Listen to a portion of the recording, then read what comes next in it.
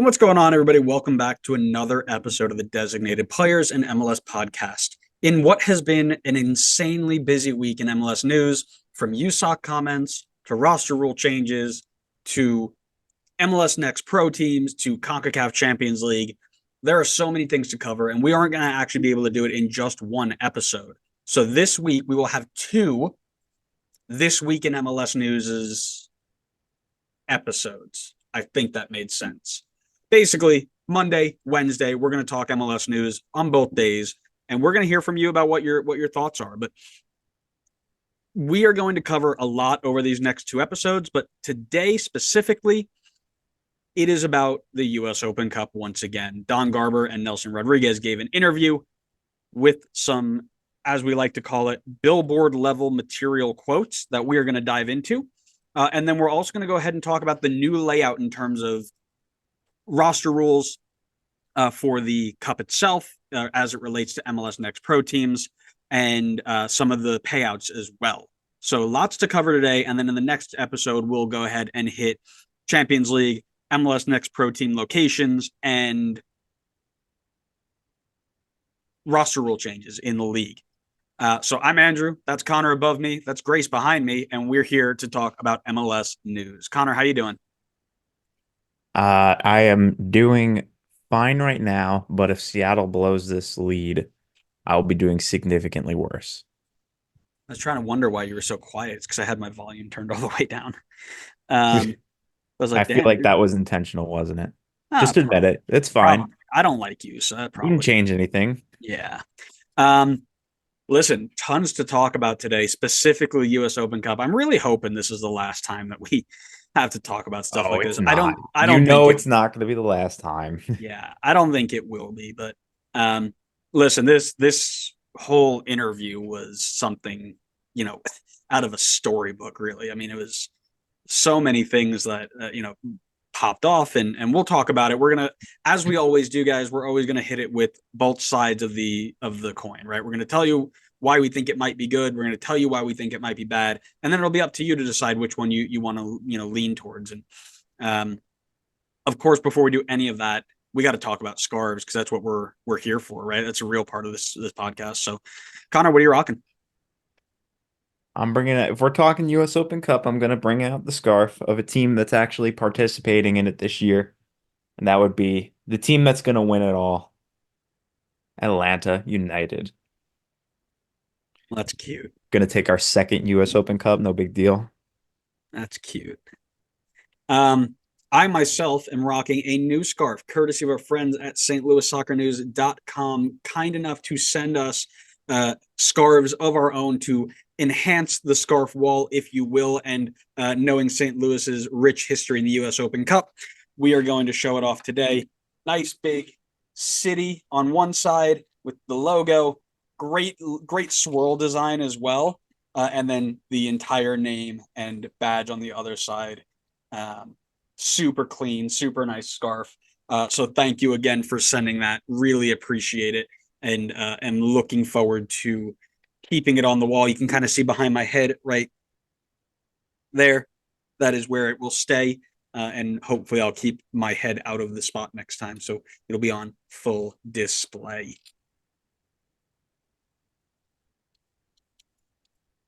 Okay, I think I gave you long enough pause there to I kind of don't need. put it in. Okay. At least you're true to your word. You did say you would keep giving me more and more space for it.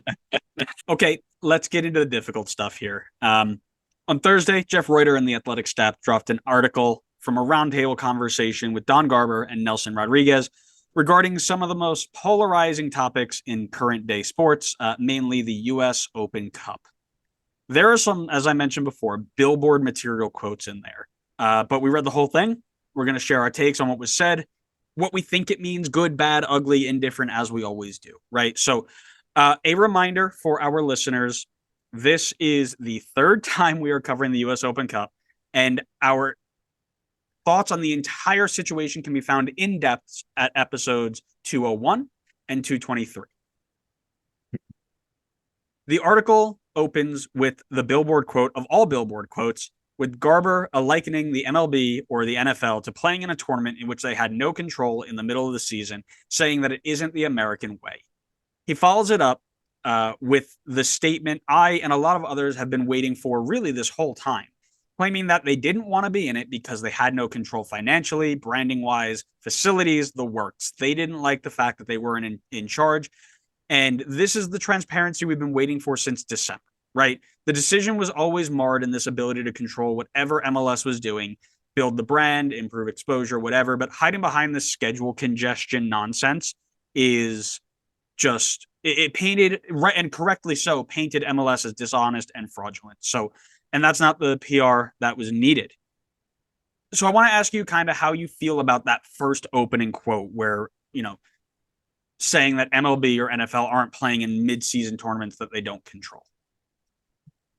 So I guess I have two thoughts on it. One of which is that I think it's a stupid quote, considering even if you don't have US Open Cup, I mean, you're still doing a mid-season tournament with Leagues Cup.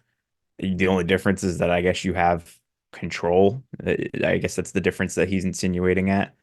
But the second thing to me is that it shows that Garber's clear comparison is not other soccer leagues, it's with other sports leagues in the US. He's not talking about England or Germany or Brazil or Argentina or even League MX saying like, oh, like they're doing mid-season tournaments, we're doing mid-season tournaments. Like his priority seems to be focused on MLB, NFL, other American sports where he's saying, okay, they don't do mid-season tournaments, so why should we? So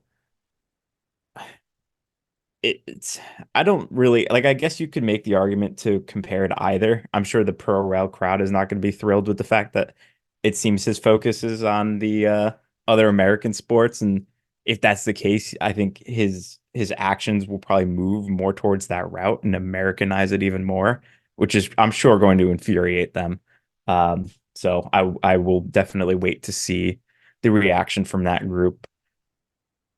Again, I don't really love the comment. I just feel like he might as well have just said we don't have financial control over it. I don't know why he needed to say like, oh, the MLB or NFL doesn't do mid-season tournaments. It's like, okay, well, even without US Open Cup, you just implemented a brand new tournament to play mid-season. So this is a weak argument, in my opinion, from them.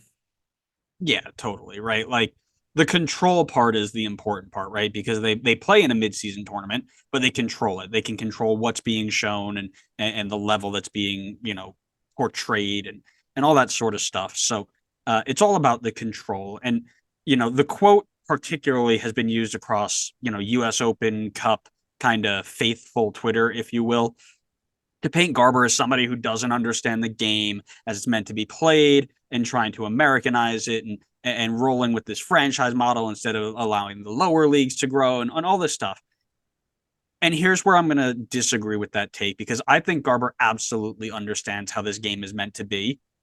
But he and something that we covered last time we talked about this is working towards a setup that he can control the whole way through. Right. And when I say he, I mean, he's just a speaker for the owners. Right. But at this point, they want to make sure that if they're going to do something, they will be able to put it in the best light so that they can get the best sort of view of it, if you will. And I don't mean a PR view, but if you're showing a bunch of games on high school fields and stuff like that, they don't like, and to the soccer faithful, we love that, right? Pro players playing on, Burr Intermediate School, right? Back from where we're from. Like, awesome. We would love to see stuff like that. But to them, that's not a product they want to put on, whatever it may be. Like there's clearly a reason why they're doing it in terms of what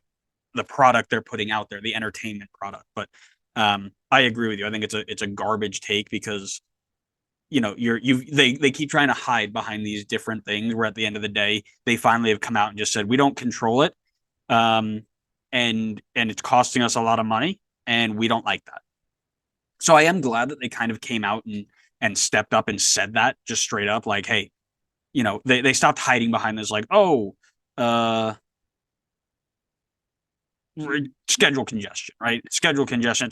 That's the only thing that matters, right? Where it's clearly not. It played a little bit of part in it. We'll talk about that in a little bit, but at the end of the day, it's about control and what they are putting out into the viewers' eyes. Because again, you're trying to compare both with what's at home, but the other half of the group that you're trying to, I guess, pander to is the people who keep looking back and say, well, I'm not going to watch that league because England's better.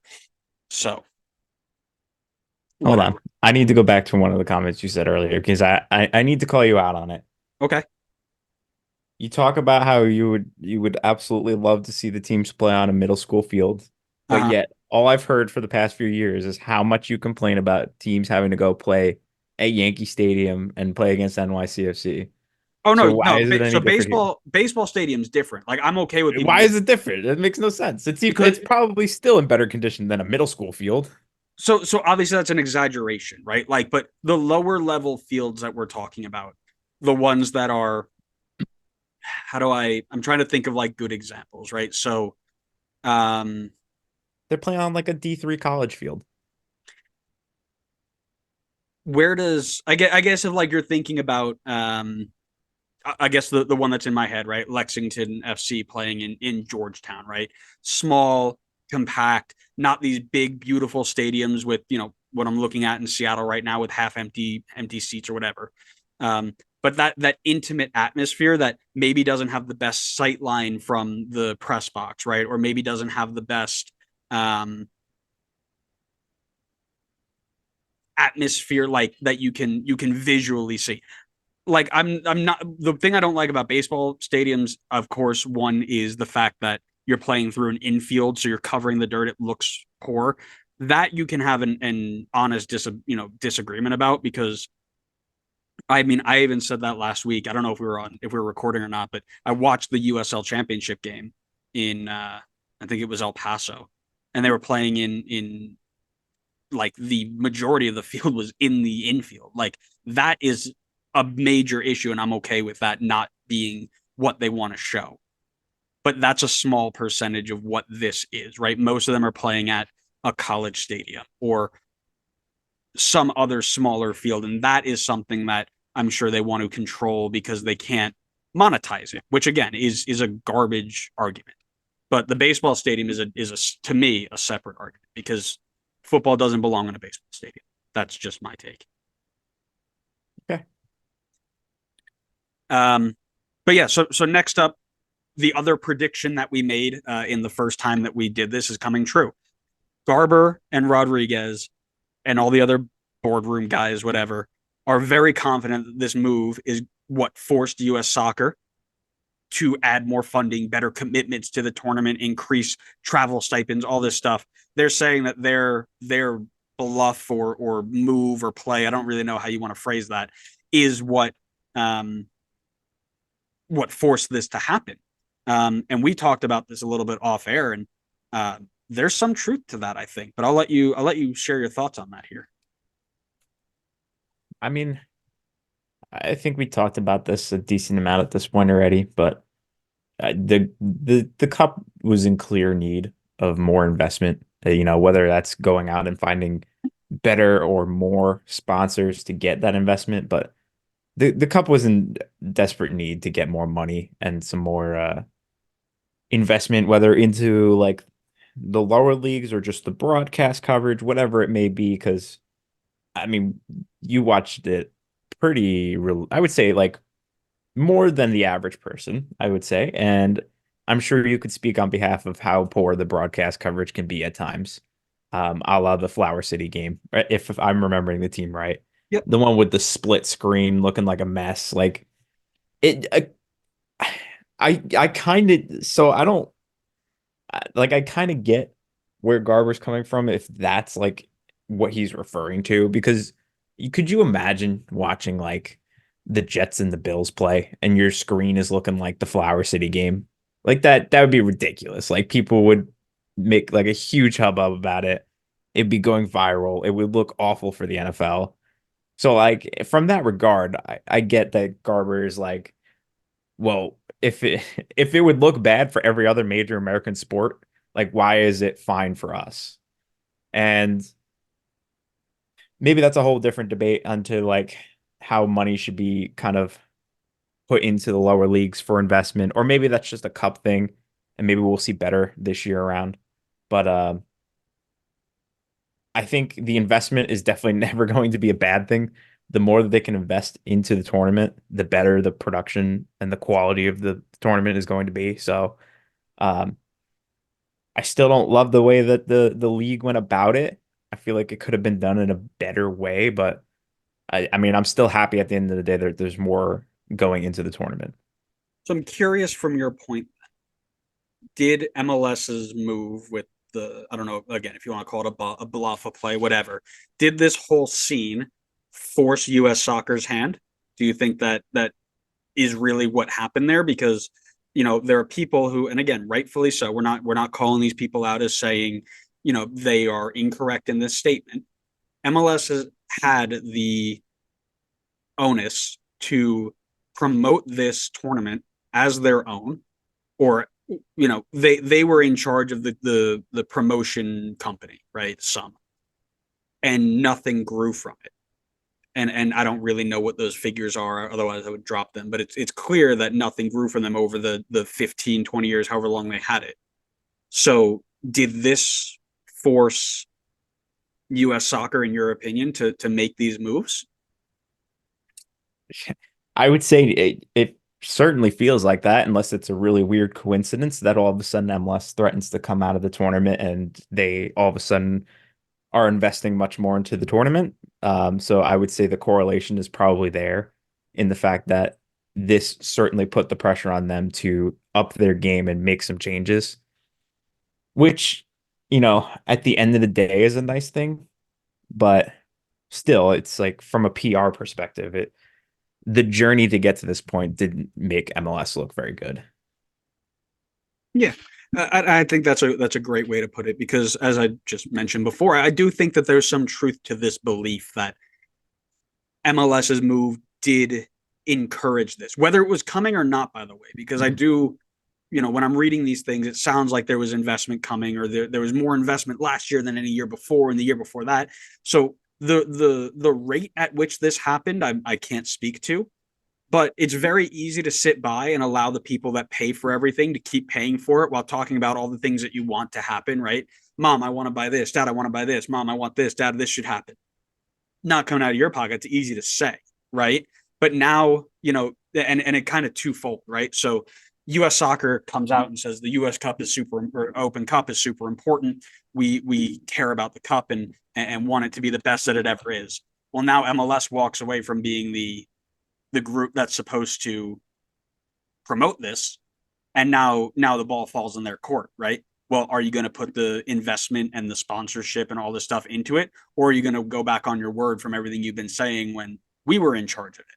And again, PR wise, terrible look, but I think that if US soccer had stuck around and the US or if MLS stuck around and US soccer was continually leaning on them, I don't think much changes, right? Because you're in the same old status quo. It was a mix up. US soccer stepped up and said, okay, we're going to commit to what we wanted to do. And now we're here. Again, to the level at which these changes that we're going to talk about here in a little bit, the level at which this stunt impacted it, I don't know.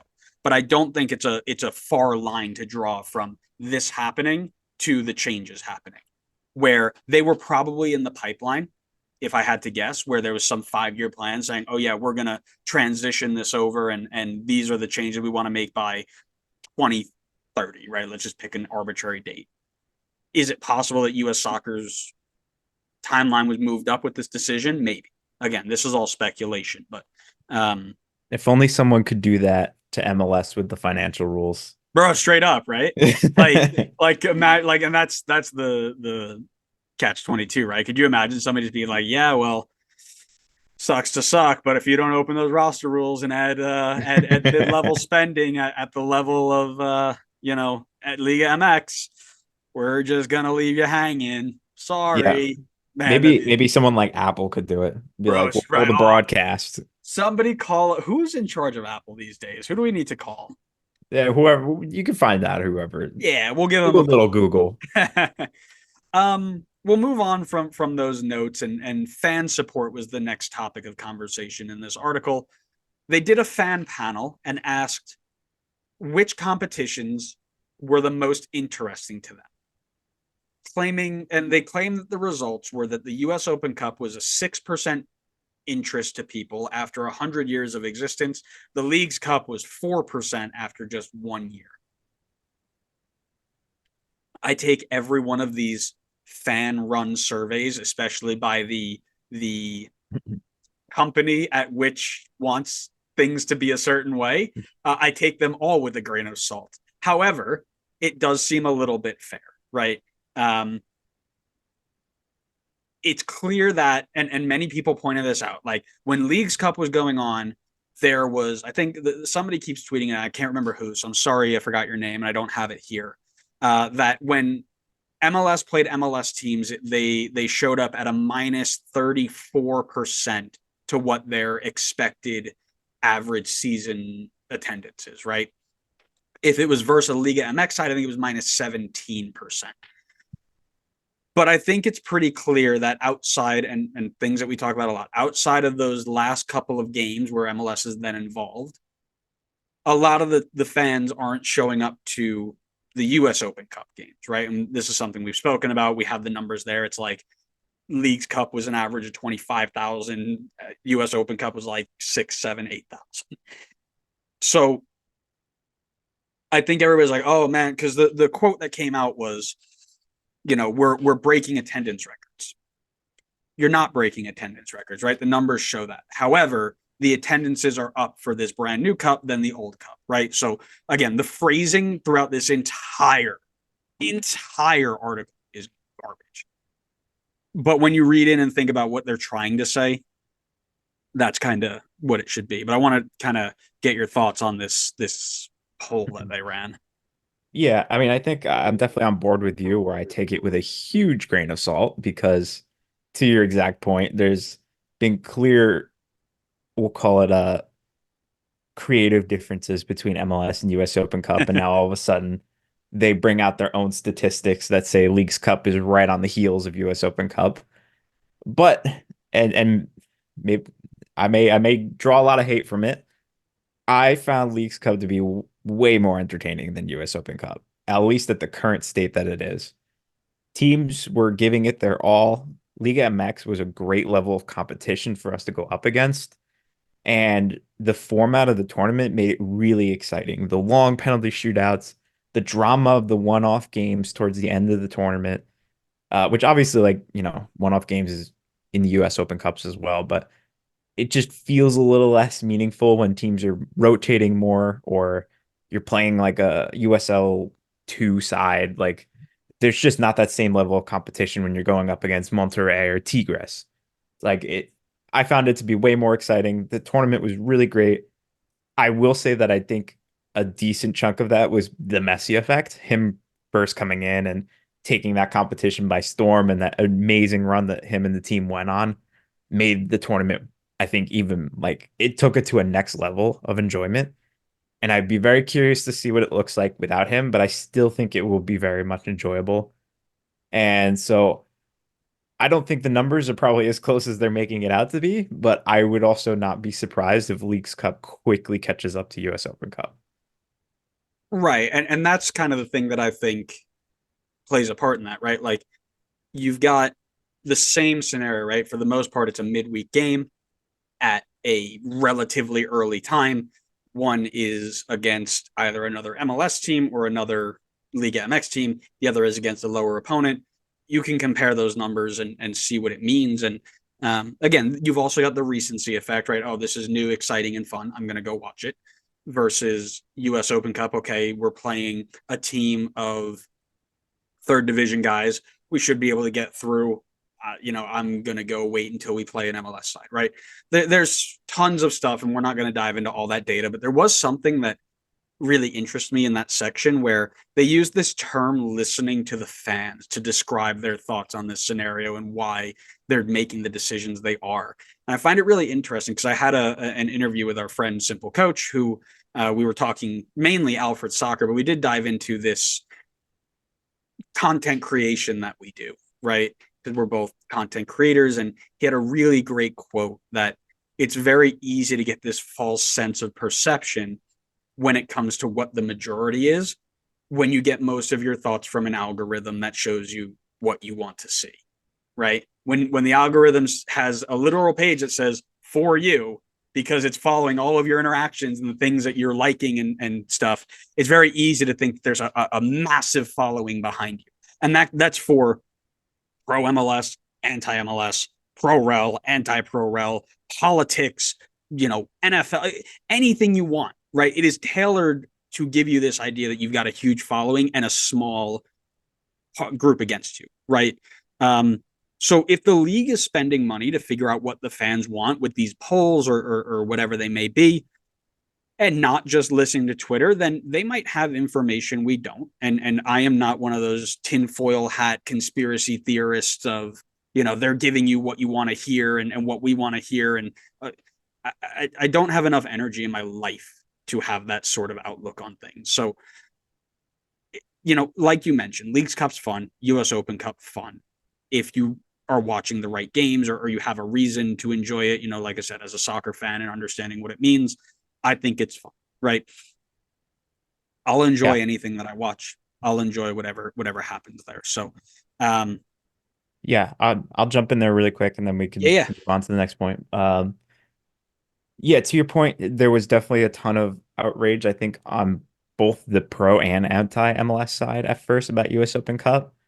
And I think we touched on this briefly, but maybe it's just a waiting game at this point to see how much of that outrage actually turns into support during the US Open Cup. Like, let's see if there is a true increase in viewership, a true increase in attendance to these games, or if the outrage is just for the sake of getting, Twitter impressions and trying to, or if there's actual like frustration behind it and support for the US Open Cup. Because I think I think we'll probably see more support for it than in prior years, but I don't think we're going to get to the level of support that you would probably have first assumed based on the amount of outrage there was on Twitter to begin with. I think people will probably just start to move on by the time US Open Cup rolls around. Yeah, and like I said, they just made the announcement here that they are going for the first time in 15 years or so, give or take, that they're going to be live streaming all of the first round games on, like, US Soccer is going to live stream all of them. Awesome, right? And that's kind of the thing that I've always noticed when I'm on, because for those of you who don't know, I'm the one who runs the Twitter. Spoiler alert for our friends who thought that we were sharing these thoughts. Anything that's said is my thought, not Connor's, even though he, for the most part, agrees with me, I think, because, I'm always right. And anyways, well, we'll see. We'll see. The thing that I always notice, right? Like, the MLS supporters are like, hey man, this sucks, right? I hope things get better. And then things like this happen, we're like, awesome, that's great. The anti-MLS crew is like, anything good that happens to MLS is a conspiracy, is the wrong thing to happen in the world. Like, they want everything to die. It's such a weird, like, I don't know. Oh yeah, I saw a tweet. You might have sent it to me. I can't remember. I saw a tweet yesterday that said someone was like, I think at this point we should just scrap MLS completely and start over. Yeah. That's insane. Yeah, that's such an insane thought. Well, and that's the thing, right? Like, when USL Championship, for example, right? They get this huge TV deal. US Open Cup is getting streamed. We're like, hey, this is awesome, right? Everybody's getting shown on TV. We're going to grow the game. It's going to improve things all over the place. That's awesome. MLS gets a deal. Oh my God, they're trying to kill everything. They're trying to do it. And we're going to talk about that in Wednesday's episode, about this vision that everything MLS does is to kill everything around it instead of grow the game as a whole, right? And we'll get to that later. But there's one other thing on this section, and then we should almost be done here with at least this part of it. There was a statement in there that I really didn't like. And it goes like this. It goes, we believe there should be a scenario where teams should find their own way through the competition, but only when the competition properly serves the fans. And this is where I get stuck with these guys. And again, it's billboard material. It's quote soup. It's all this stuff that they're trying to PR their way through it. and it's very clear, right? It's not like, oh man, I need to sift through the weeds to figure that out. But if we're out here saying that the fans either care or don't care about the cup, and that's kind of like your point of it, I don't think that it's right to control what teams are doing with hopes of the fans starting to care and then returning them back. If that makes sense. I might have, word vomited that a little bit, but a little bit of incentive into a tournament from the federation, I don't think is instantly going to increase, fan interest in a tournament that's 100 years old 100 times over, right? If your whole goal is to get to a certain point and then put the teams back in and say, hey, let them figure out what they want to do for themselves, why not just let them figure out what they want to do for themselves in the first place? That's the easy answer. The fans will, because guess what? If you start putting all this funding in, right, and the fans come in and say, oh man, that's awesome. We're playing for more money, and it is, the again, the big things, right? The travel changed. Not much changed on the fan side, I'm going to be honest with you. But all this stuff comes in, and then the first thing you do when you put your teams back is say, hey, you can play all your MLS Next Pro kids if you want.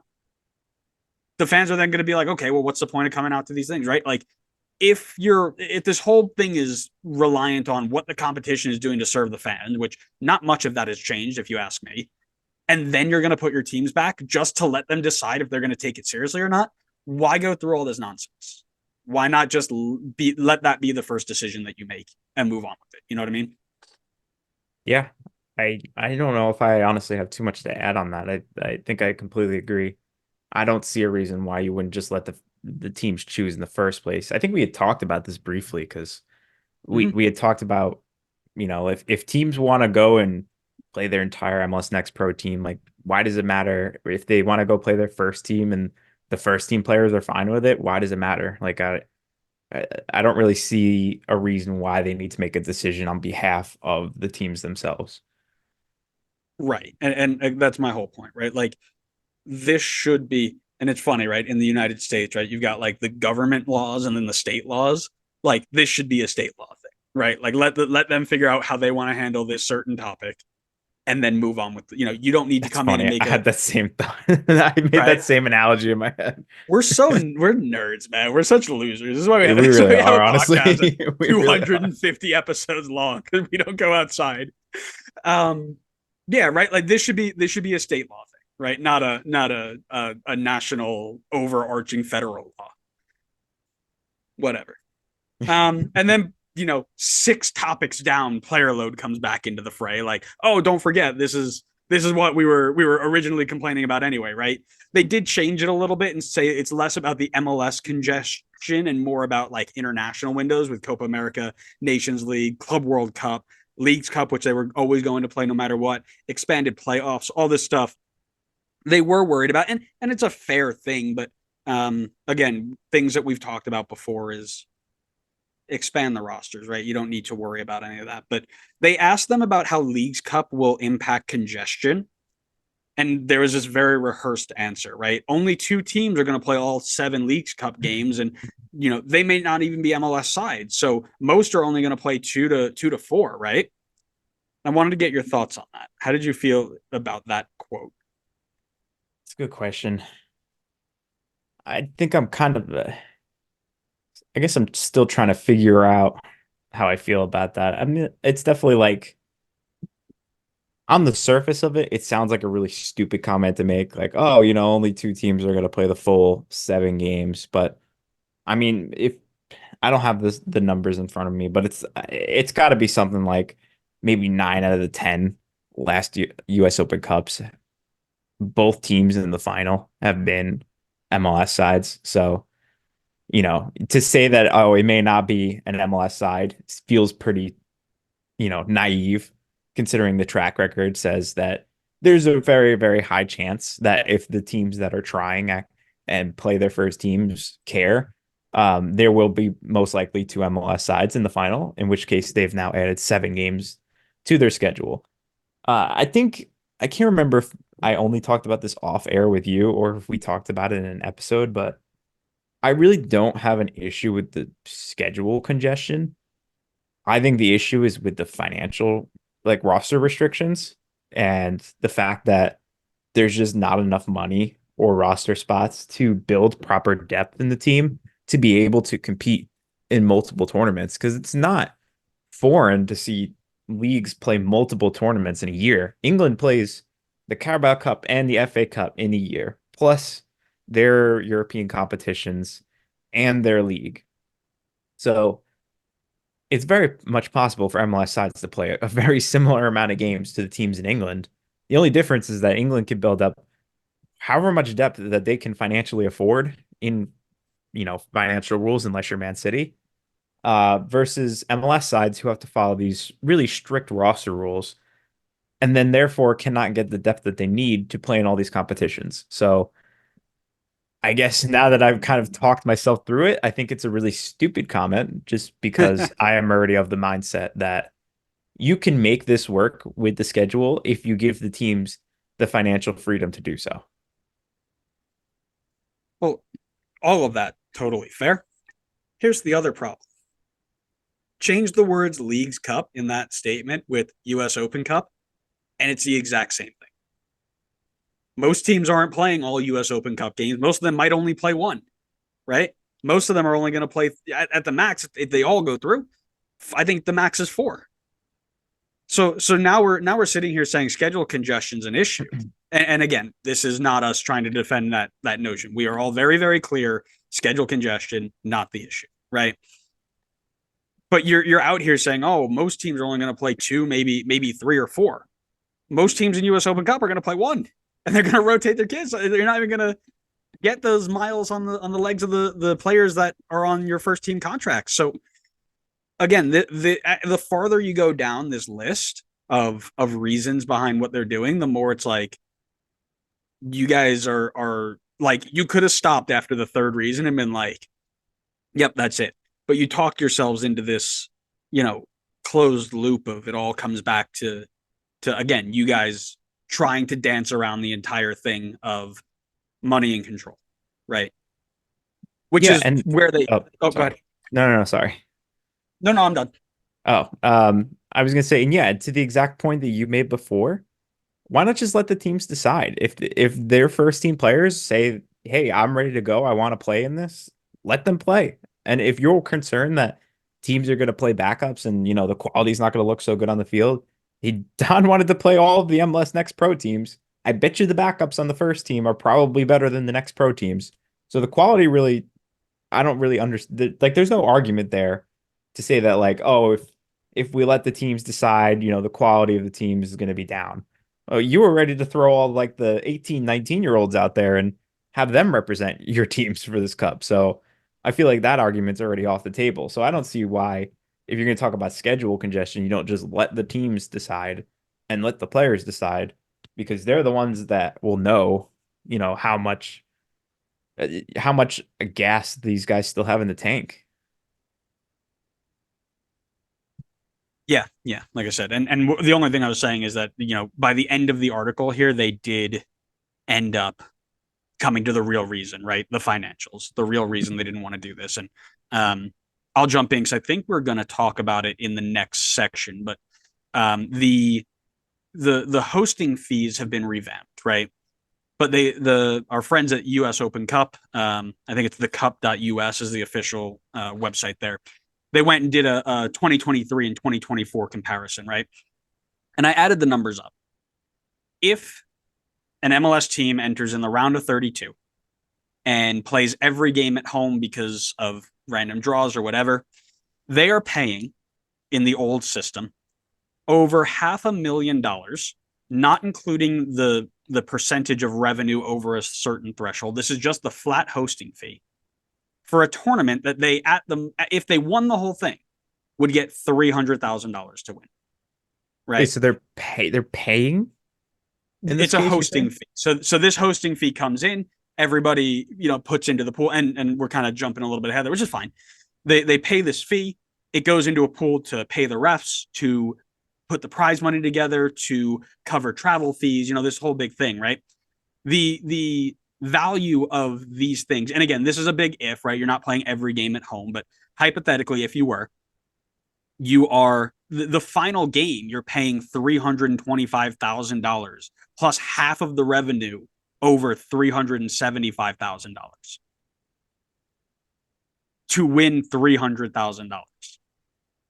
That doesn't make sense, right? That from a straight standpoint, right? And then you're gonna be like, oh, well, it's all about the lower leagues and stuff like that. If you go over to England right now and say, hey, by the way, you guys are gonna have to pay triple what or really that's double, right? So you got to pay double to triple, depending on what your revenue is, what you would earn in the FA Cup just to be in the FA Cup.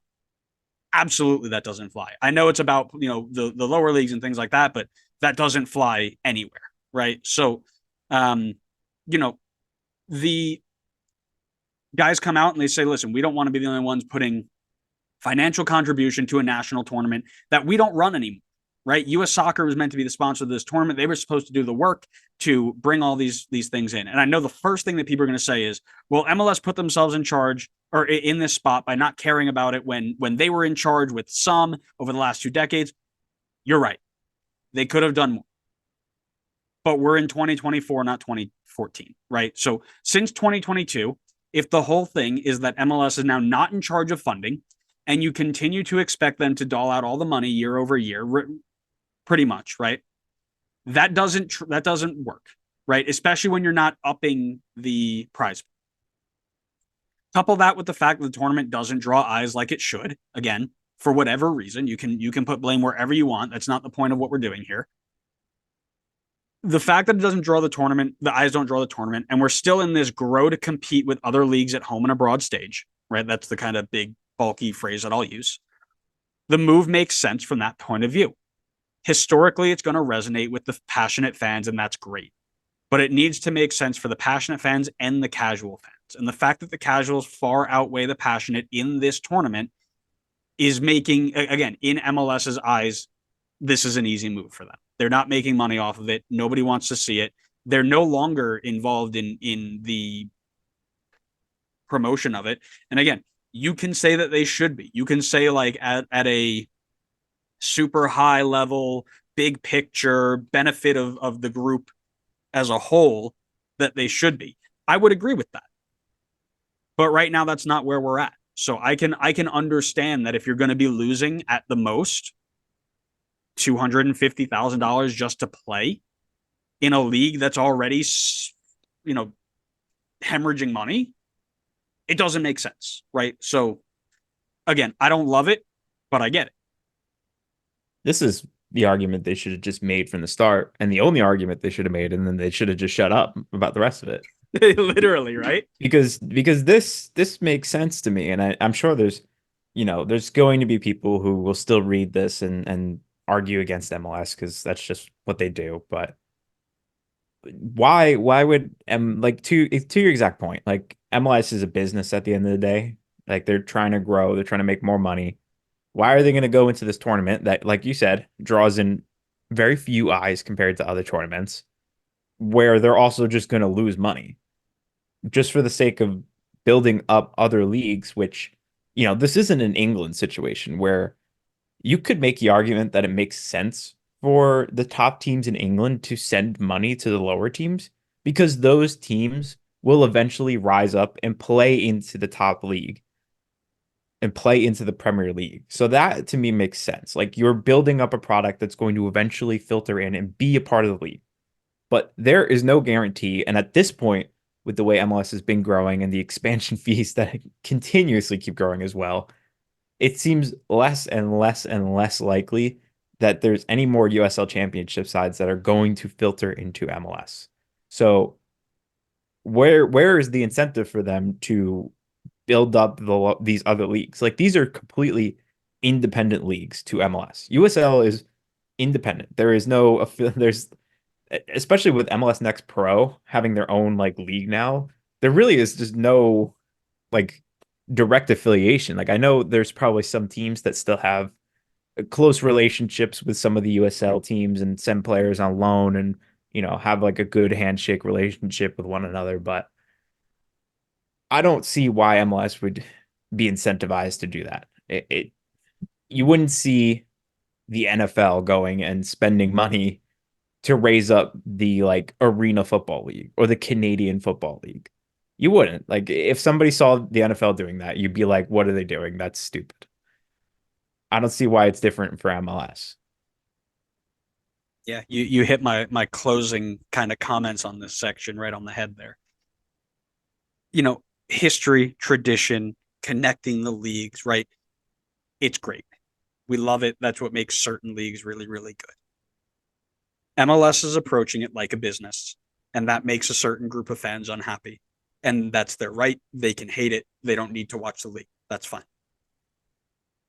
But when you stand in the other side's shoes for a minute, you can see why this decision comes about, where it's coming from, and understand the decisions behind it. I believe, right? Because that's what I do. I try to take both shoes and understand why, whether I like it or not. MLS did a bad job at marketing.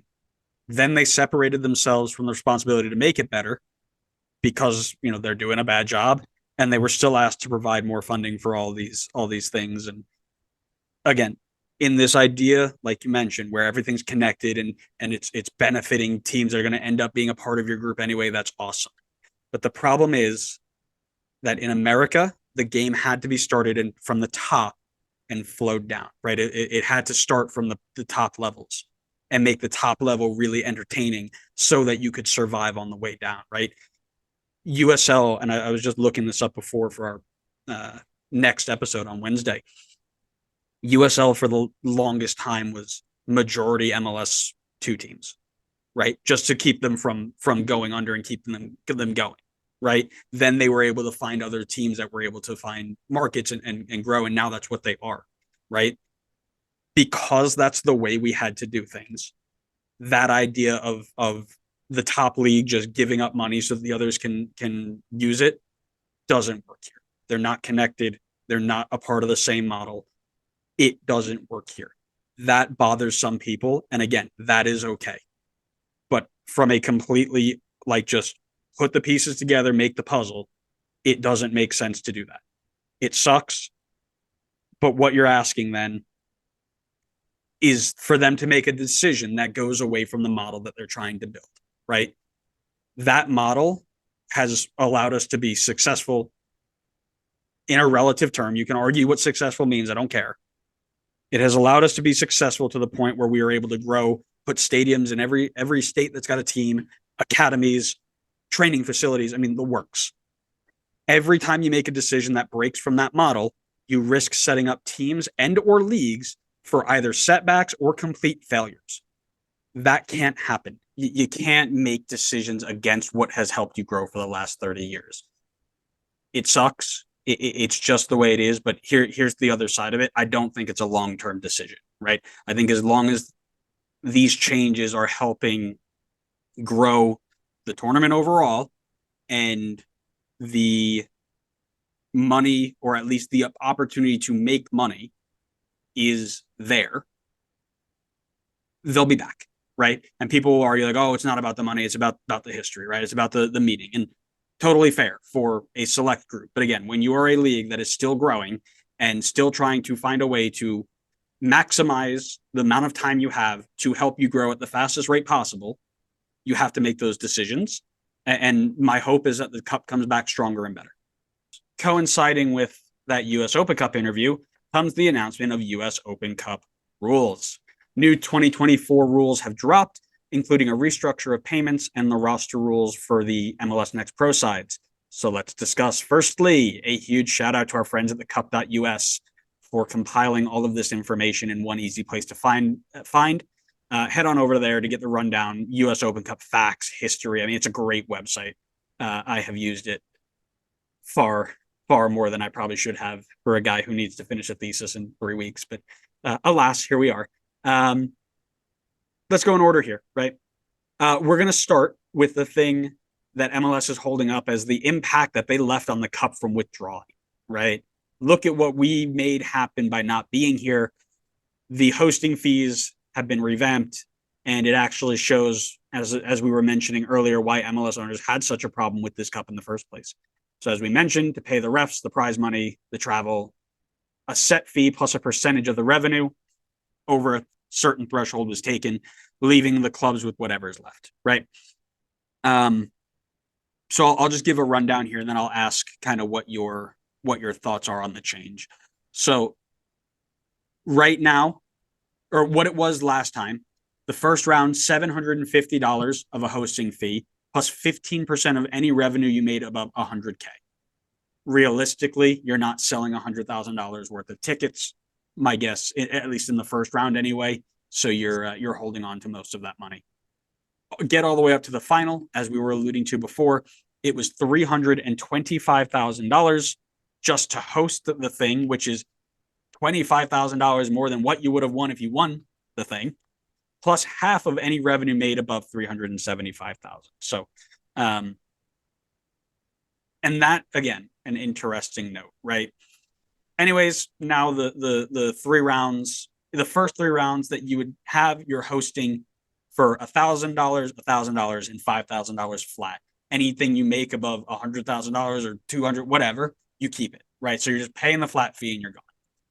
After that, the flat fee goes away and it's just a percentage of the revenue. So 30% for the round of 32, 40% thereafter, and it doesn't go any higher. While that probably allows for a little less in the pockets of teams in terms of ticket revenue, you're probably getting profit out of those games because you don't have that flat fee taking out a ton of money. Thoughts on those moves, and then we'll go to travel after that. I mean, maybe I'm looking at it wrong, but it almost feels like the changes have hurt the lower league teams more now than it does MLS. I mean, I see the benefit for MLS, considering they're usually the teams in the semifinals and final. And so the 40% of all event net revenue versus the flat fee plus 50% over a certain threshold. That's definitely a benefit to them, but we're looking at now, like you said, like the chance of being over 100,000 in net revenue for the first or second round is pretty low. Um, First round is a small bump up. Second round is actually a cut. Most it looks like for 1,500, most likely, assuming you didn't go above 100,000. And then I see like for third round of 32, round of 16, quarterfinals, it had the flat fee, which we had talked about. Actually, no, I take back what I said. Now that I read through it more, I think it looks beneficial all around for all teams involved. If anything, I actually am going to completely counteract what I said before. I think it's probably beneficial for the lower league teams because if you are one of those teams that makes it to the round of 32, round of 16, you don't have that flat fee anymore that you have to pay. Like if you're when Sacktown made their run and went pretty far, like I don't remember how many games they were hosting, but if they were hosting any of those later rounds, that's a large fee that was going to be hit to them, regardless of how much they actually made out of that game. And now it's just all dependent on how much they make out of the game, which I think is much better. It's much more realistic. I think it's beneficial for everybody involved. So I think it's a good change. Yeah, totally, right? Like again, less in the pockets in terms of what your revenue would have been, but really at the end of the day, it's a net positive, right? You're hosting without this flat fee that's taking away tons of money. And again, and this is it benefits everybody, right? If you're a lower league team making it all the way to let's say the quarterfinals, right? Let's say you're a lower league team, and by that I mean a USL2 team, right? You make some magic run into the later rounds. Even let's go to the round of 32, right? That 18,000, or heck, let's go even deeper. Let's go to the third round. Let's say you win the first 2 rounds. You're a USL2 team. You really are just a for lack of a better term, a summer league team, right? A lot of the USL2 teams are teams that play in the summer, right? $12,000 if you get paired up with an MLS team says, I'm not going to host that. I'm going to go play somewhere else, right? And then all of that revenue that you could have brought in from your fans coming in to see that goes away. Now you're just saying, hey, you're gonna go in. You can market the heck out of it, bring whoever you want, extend your whatever, and all we're gonna do is we're gonna take 30% of whatever you make, and the rest stays in your pocket. Massive win, right? Now because there were so many of these arguments, right? Like, oh, the lower league team always 100% should host the upper league team, and I love that. I would love for that to happen. But if this was the structure where you're saying, yeah, you're gonna do that, but you're also gonna have to pay $18,000 if you're in the round of 32 just to have the thing go on. Plus anything that you make above 100,000, we're also taking some of it.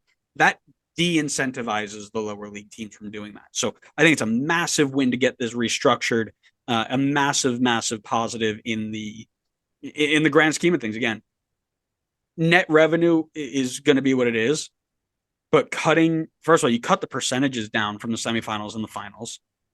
Realistically, and I'm sure they've done the math on this, the 30% and the 40% is probably less than that flat fee from the round of 16 on, right? $25,000, 40% of net revenue probably is less than $25,000, depending on who you are, right? So, end of the day, more teams are getting money in their pocket. That's great. The other thing that they said was that the tournament is now able to improve travel reimbursement. Again, a massive win for the lower league, mainly amateur and semi-pro sides, right? A flat $15,000 value until the finals where it became $30,000. That's what it used to be. Now everything starts at 20 and you're increasing all the way up to $90,000 if you make it to the finals. 3 times the reimbursement of the previous system. It's another win, right? The more that you can incentivize teams that this is going to be a competition that benefits them instead of costs them, it's a win. So I'm really a big fan of those. Yeah, I don't think there's a debate on that. It's just more money across the board. So there's really not much for me to add on that. I'm just giving you that space to share your thoughts and speak to the world, Connor. You do what you want to do. The next move, and the one that really matters the most here, that I think it's the best move outside of the money that they made, because they did a couple of other things, but MLS Next Pro Teams have a different roster restriction than others, right? So this rule, and I'll read through them, I'll get your thoughts on it. Basically, it prevents MLS from MLSing this thing to the moon, right? So first, here are the rules to be on an MLS Next Pro team and play in the US Open Cup. Firstly, you must be on a loan of 90 days at a minimum prior to 2 p.m. Central Time the day before. So if you want to throw your team, you're a big player down, get ready to lose them for 90 days. Secondly, cannot be above the maximum salary budget charge, which I think is like $685,000. So if you're making more than that on the salary charge, see ya. You can't play either. Then they also have to be averaging less than 15 minutes of MLS play. So that cuts basically the majority of the group out. Again, massive, great. And then no more than 7 players on loan from the first team, which based on the criteria we just read, I don't think many teams have that, even 7 players that would fit that category. So, maybe Red Bull, but that's probably about it.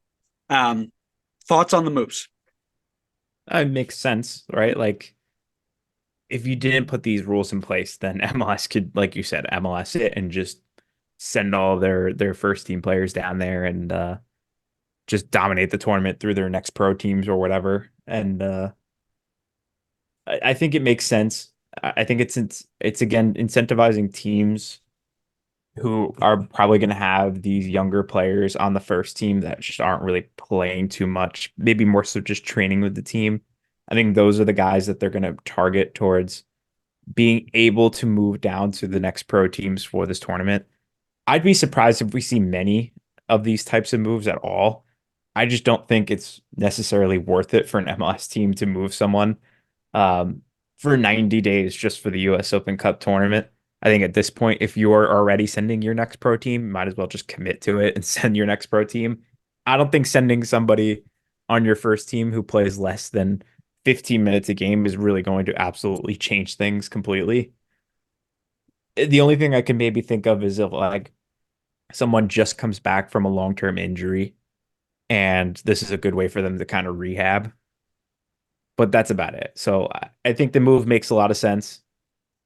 I think it's a good move from a US Open Cup perspective, like from their side of things. It makes sense. It was a good move to kind of like stay firm on your stance on everything here against MLS's actions. Yeah, right. Listen, I like that they came in and dropped these. I like that because it would be so MLS to have an MLS team or an MLS Next Pro team get all the way to the finals against some USL team, and then they send their entire first team on loan for 5 days to win the cup. Right? That would be par for the MLS course. I mean, the last time a USL team made the final, Orlando City went and spied on a USL team. They sent scouts to watch their training sessions so that they can know what to prepare for. Like they MLS the crap out of this tournament, day in and day out, right? So if you're going to try and throw a fit to keep your teams out of this competition, you don't want to be there. This prevents you from going back and switching it up when it's convenient to you. So I like that. They wanted out. They wanted their number twos in the tournament. They get it, and that's all they're going to get. So I'm a big fan of that. It seems like there's also a slight change in the way that the pairings were drawn. The third round, something called draw groups are introduced. So all USL championship teams drawn to play a lower level non-USL championship side, which is a little funny to me because the big sticking point when this first MLS teams are coming back into the US Open Cup was that MLS sides were not being paired with other MLS sides until they absolutely had to, which is exactly what USL Championship is doing when they enter. So, I mean, what are we doing, right? I don't know. I found a little giggle out of that. In the fourth and fifth rounds, there's a 4-team mini bracket constructed. So one MLS team, one USL Championship team, and then 2 winners from the third round, whoever they may be, matched up geographically to the best of their ability. Once the fourth round is over, the fifth round takes place between the 2 winners of this mini bracket. And then finally, from the quarterfinals onward, it's a final 8. So winner, East and West, winner goes on, loser goes home. So not too many massive changes there. I just thought it was kind of interesting to share. And then the last big one I took here, and I'm moving past this government change or the governance change, which seems to be a really big talking point, but I don't have enough information on what it was beforehand. It seems like they just replaced the people who were in charge and didn't release their names. I don't know. Everybody's kind of using that as the tinfoil, conspiracy theory. Like, oh, they're not releasing the names. It means it must be all MLS and MLS is getting away with everything because relax, right? So good and bad in what this change is. The US Open Cup still has a Champions League spot. However, there are a couple caveats here. If the winner of the US Open Cup does the double and qualifies via another means, the runner-up makes the Champions Cup. If they both qualify in another way, the next highest team in the MLS Supporters Shield standing qualifies. And I think that's how it used to be beforehand. The thing I don't love about this, and I want to hear your thoughts on it, CONCACAF has the ability to award this spot to the MLS team if their MLS Next Pro side wins it. Thoughts on that? I mean, to be honest, I would be pretty surprised if an MLS Next Pro team won this, considering there are, 8 or so MLS teams that have committed to playing. I think even if they rotate half their team, maybe even the full thing, I think they'll probably still beat the MLS Next Pro teams. So I would be very surprised if we're even put in a situation where an MLS Next Pro team wins it for their first team. But I can see where there might be frustration for people on that, because now you're kind of rewarding the teams that didn't even decide to show up. So I definitely I would probably err on that side as well. I think it seems a little bit far-fetched for you to just not show up and then still get a reward out of it at the end of the day. So I think it would be really cool if that spot ended up with a USL team. I'd love to see them competing in CONCACAF Champions League. So yeah, I think that's pretty much my thoughts on that. Yeah, I hate this, right? This was the worst possible outcome of this whole debacle, right? MLS is going to back out. They're going to send their kids. And if their kids pull it off, magical as it may be, they're going to reap the rewards of a Champions League spot without putting in the effort, which I think is totally, completely, and utterly wrong. Well, let me ask you this though. What do you think are the chances that an MLS Next Pro team actually goes on to win the whole thing? Don't know. I'll be honest with you because I haven't watched enough MLS Next Pro to see it. I don't think it's very likely, right? That being said, the fact that it's still a possibility is the problem, right? The whole negative PR on this thing is MLS is going to not fulfill their PLS requirements, which is a whole nother debacle we really haven't gotten into. But that's because it really was never on the table as much as people want to say it. US soccer wasn't going to do it. Not really much effort to dive into it. Whether they should have or not, that's another story. MLS wants to do what they want and still get the rewards of the Champions League, still get the rewards of the, earning the title, right? Like let's say Huntsville wins it for Nashville. Nashville is going to, put that on their resume, right? Possibly, hypothetically. I don't know if they would, right? But getting all of the plaudits without putting in the work, the effort, or what it means is wrong, in my opinion. I don't think it's the right thing to do. I think it's the wrong thing to do. So I think that's the worst possible outcome. If an MLS Next Pro side wins it, let's say it's the Town FC, right? Because they just rebranded as Earthquakes 2, because we're going to talk about that next episode, actually. So make sure you subscribe for that. If the Town FC wins it, the Town FC should be the team that goes into the Champions League, whether they get killed or not. Like, that's not the point of this. But the point is, right, that's like, I don't know. I just think it's wrong. I was going to make another comparison, but I don't think I have one, right? It's just, if you're going to send your next pro to the tournament that qualifies you for a championship, don't send your pros for the championship if they qualify. You know what I mean? I mean, I don't know if there's I think with the rules that US Open Cup has put in place on what players can be transferred into the next pro team, I still think we're talking about a really low percentage chance that an MLS Next Pro team wins this whole thing. I think Sure, it's but very unlikely. And I personally don't see an issue with a team like an organization celebrating it. So like if like you said, if Huntsville wins it for Nashville, I don't see an issue with Nashville celebrating it because it's still part of their organization. But I definitely still agree with it shouldn't be the like Nashville team that's in CCL reaping the rewards from it for not even showing up. here's what I'm, right? Like, we're sitting here saying like, oh, it's such a low percentage. Bro, this is MLS. Stuff happens out of the blue like every other week, right? I still don't you remember when the two teams were in USL? Like they were never they were never consistently winning the top of the USL. I remember plenty of two teams that were like rock bottom of USL championship. And you're adding in again all these USL championship sides again who previously these two teams couldn't really compete with. Maybe some of them were okay. Some of them were like mid-table. I know Red Bull 2 was not always towards the bottom. They were usually mid-table, I'd say. We But got bad after we brought all the kids up.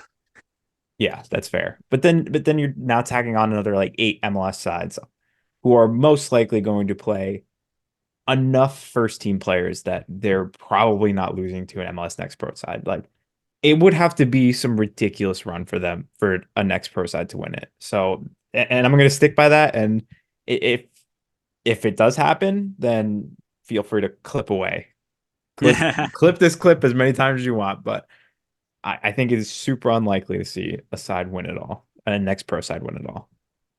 I sure hope so, but we'll leave it to we'll leave it to the listeners, right? What do you guys think? You guys have been really good interacting with us on YouTube specifically, sharing your thoughts. So we appreciate that. Please continue to chime in because again, really, we watch the game because we like the game, right? The way that things go about and things happen, that's we're relatively neutral on that. So we'd like to hear your thoughts, and we can see it from both sides. So thanks everybody for listening. We hope you enjoyed it. Make sure you follow us wherever you get your podcast, so you know when we next go live, which will be Wednesday, where we're covering Champions League, MLS Next Pro Teams as renamed entities, if you will, and rule changes that are coming to MLS, presumably. So all that comes on Wednesday, and then make sure you follow us on social media: TikTok, Instagram, Twitter, and YouTube, because we post all of our clips there. It's very, very fun. We interact with you guys a lot. But thanks so much for listening, everybody. We hope you enjoyed it, and we'll see you next time on the next episode of the Designated Players and MLS podcast. See ya.